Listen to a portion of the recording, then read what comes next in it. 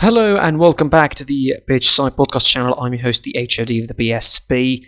Like, share, comment on this video and subscribe to the YouTube channel. Enable notifications always on to receive the updates from these kind of videos and all the content on the channel, including the main podcast, which you could listen to on Spotify, Google Podcast, or any other platform. The episode dropped this morning, and of course we're carrying on talking about the biggest story in the world of football at the moment, the European Super Leagues, and carrying on with the updates from that story.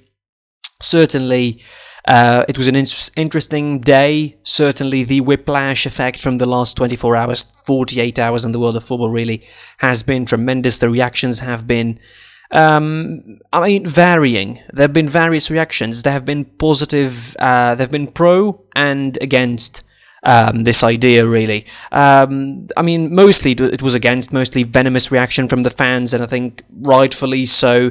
Let's start with the updates, what happened on the day, really, as far as the Europa Super League is concerned. Gianni Infantino made his position pretty clear about the clubs that are going to be involved in this one. They said they're in or out.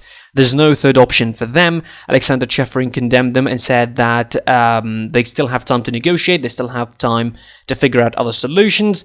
There are reports suggesting that there are 2 clubs out of the 6 involved in the European Super League, that is from England, are already budging on the idea. According to reports, there are sort of officials and board members of those clubs quite frankly not ready for the backlash yet, and they're losing their nerves, quote unquote, according to certain reports in England. Now, these updates, are not big, but certainly developments. It's a story that's going to keep on giving and keep on developing.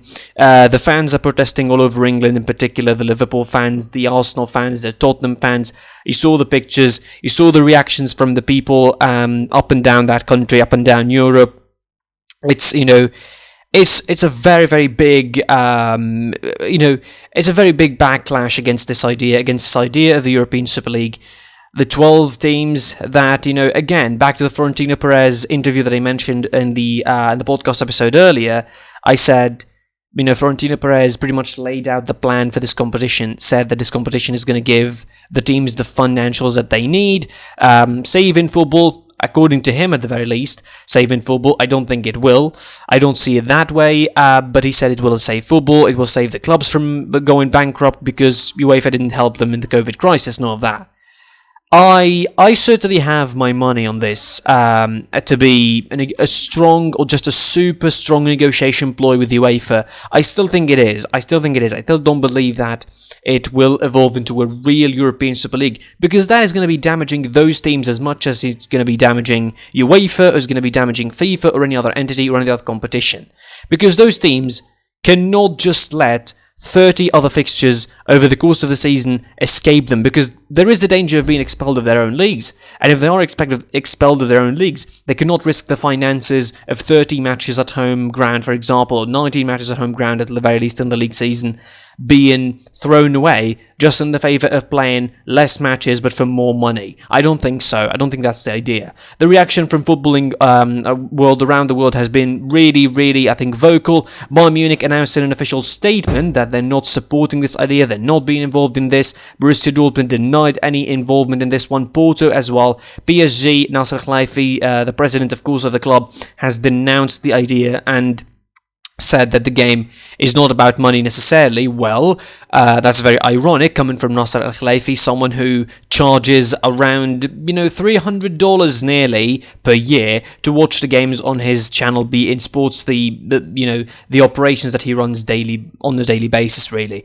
But still, it's at least a statement in the good direction. Pep Guardiola said that the idea is pretty stupid, and football is about merit and reward. It's not about money. And if the competition is gone, the game is gone. James Milner, of course, and Jurgen Klopp went on record yesterday in expressing their agony over the idea. Patrick Bamford made a statement as well. Jordan Henderson held a meeting today with the 20 other Premier League Cup captains to discuss the idea, discuss actions against this idea. Most of the Man United players are unhappy with the situation. According to a lot of reports, they confronted Ed Woodward about it. So there's quite the unhappiness in amongst the players.